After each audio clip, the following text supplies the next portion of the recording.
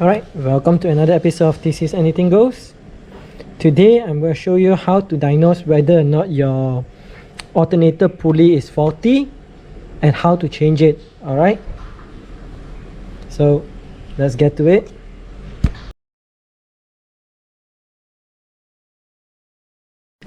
Okay, the first thing you need to do is you need access to the alternator. So what you can do is remove this, put it to the side here, and then you need a size 10 socket.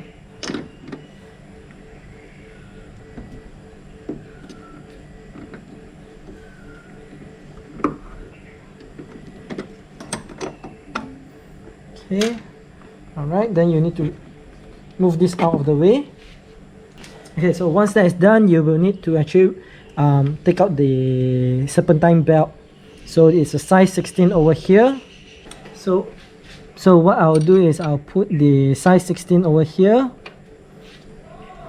and then for extra leverage I'll use a size 19. Alright, so what I'll do is I'll just combine it like this.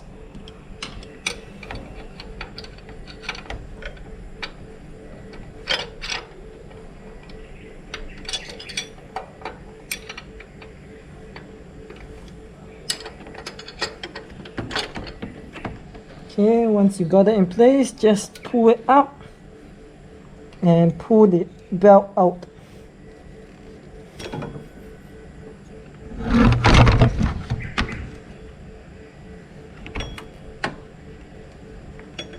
Alright, once you have the belt out, what you need to do is remove this, the belt to the alternator, remove that. Okay, let me try and get some light here. Okay, so for this next step, you might want to disconnect the battery and use a small screwdriver.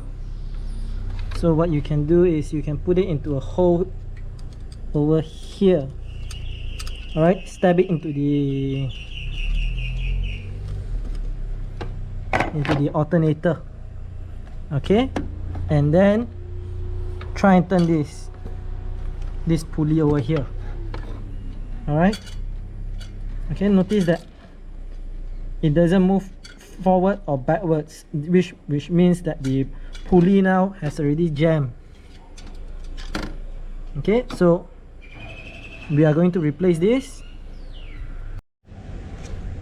Alright, now that we have tested and found that the pulley is jammed, what we need to do is we will need to remove the front tire, then followed by the splash shield over there, and then we'll have access to the bottom part of the engine here. So what we'll need to do is we'll need to actually remove the 3 bolts that is holding on the aircon compressor. Alright, once we remove the 3 bolts, we should be able to move the aircon compressor aside, and then we can loosen the alternator and bring it down. Alright, so to loosen the aircon compressor, there's 3 bolts, one over here, one over here, and then one more over here. Alright, so these are easily accessible from the bottom. So as you can see, this is accessible from here. Alright, and then the other 2 is accessible from here. Okay, if you can see it, one is over here and the other one is on top of it. Alright, so these are size 12 mm. Alright, now that we have gotten the 3 bolts out for the aircon compressor, you will be able to see that the aircon compressor is very much movable. This will give us more room to actually take the compressor. I'm not going to take it out, but I'm just going to loosen it. So to loosen the alternator, alright, first thing that we need is we need to actually take out this bolt. Okay, this bolt, and then there is one more at the back that we need to loosen and also take out. that would be the one that is a bit on the dirty side. I hope you can actually see it. Okay, that would be the bolt over here. Alright, so these are size either 12, looks like 12 or 14 mm. Alright. Alright, so the alternator has been loosened from its current from its original position. So let's see, where are the bolts? Yes, yeah. So this is the one on the bottom. Alright, so in order to actually remove this, which I don't think is actually necessary right now, alright, but if you want to remove it, you will need to remove one of the pulleys. Alright, this is a size 16 mm.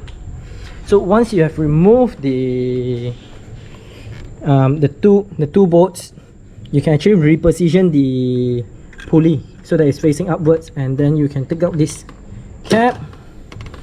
Alright, so to make things easier, I actually removed the connectors as well. There's two connectors.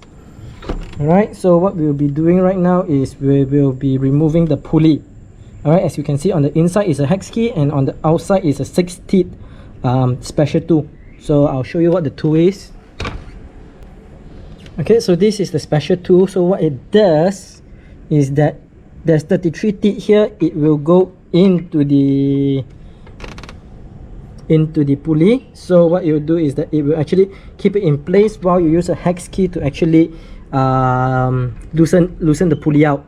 But because of the tight space, I will be using a impact wrench instead.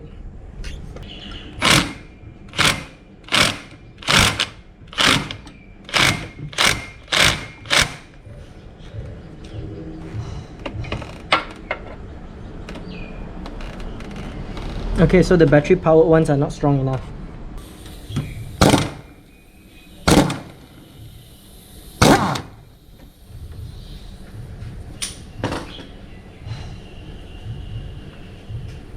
Okay, so once that is done, you should be able to take out the pulley. And I'll be replacing it with this brand Ina. Alright, I don't know why it says here suitable for Nissan and Subaru, but it's meant for this car. Alright, so what you have here is the cover.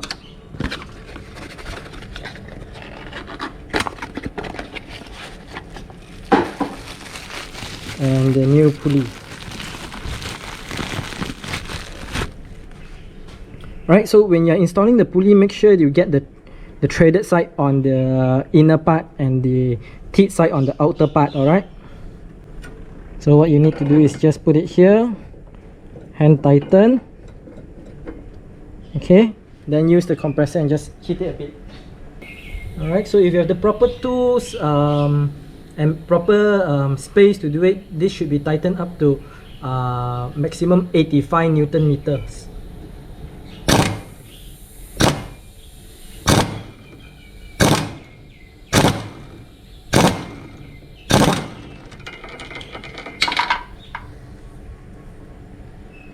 Okay, once that's done, alright, you can see that even if you jam the fins on the inside, this can still be turned, whereas the old one doesn't. Okay, so this type of pulleys are called overturning something. I'll put it in the summary. So what happens is that it will only allow the pulley to turn one direction. Alright, so whenever there's a change in load or anything, the pulley will actually release the tension, so you will not have the growling sound or the uneasy sound coming from your pulley. See, this is a working pulley, whereas the other one has already ceased and it's more of a static pulley.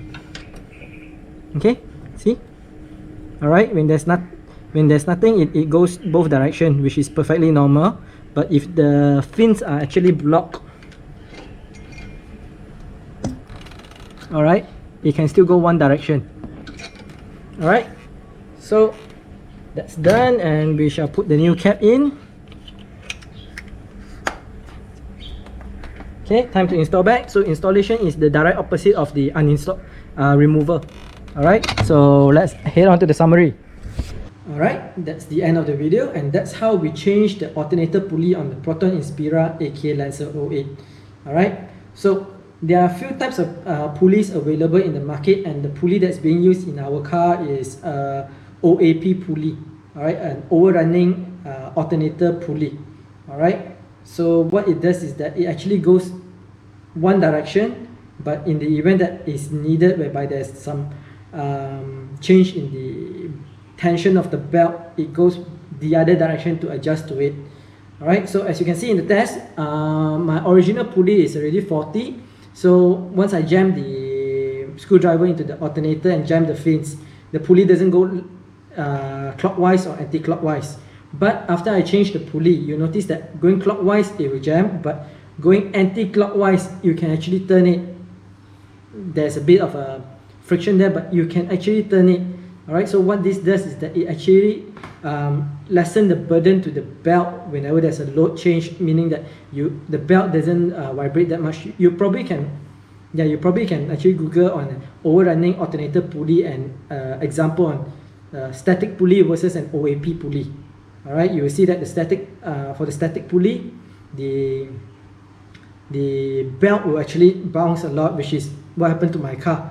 So when that happened, what I get from the car is a growling sound, something like a dog growling, especially in low RPM. It's very apparent there, whereby it's just and let's just say it doesn't feel smooth at all. Okay, and once I change to this new pulley, alright, whereby the OAP feature is actually, the overrunning feature is actually working. Alright, what I did notice, two things. One, there's no more growling sound, which is good because that was very annoying. Second, the car actually feels much smoother and feels much more livelier. Alright, so as the old pulley was getting bad, I didn't realize because I was just adjusting to how my car works. So I thought, hey, that's how it is. But once I changed to the new pulley, alright, man, it makes a big difference. Alright, so if you're getting some growling sound from your engine, especially at low RPMs, check your pulley. Okay, so let's talk a bit about the cost. The cost of the pulley alone is about 140 ringgit, which is say 30 plus US dollar, and the tool that I used is about 6 ringgit, so that's about $1.50. Alright, so that is the only special tool that you require, and from the video you probably see that I tried using an electric, those battery powered impact wrench. Doesn't work. There's not enough power to it. It just spins the thing.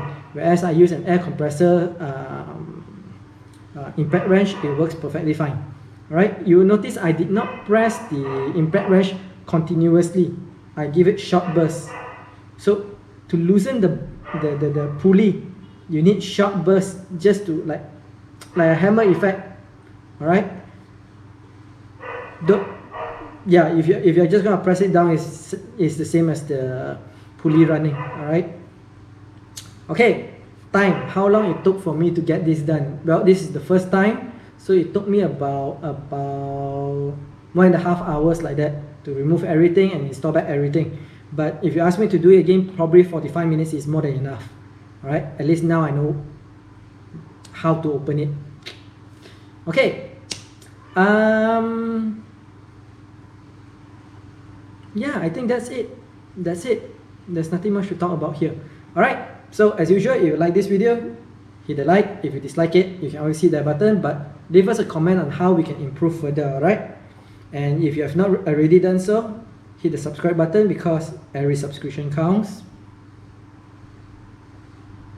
and hit the share button if you think anybody can benefit from this. Alright, till next time, see ya.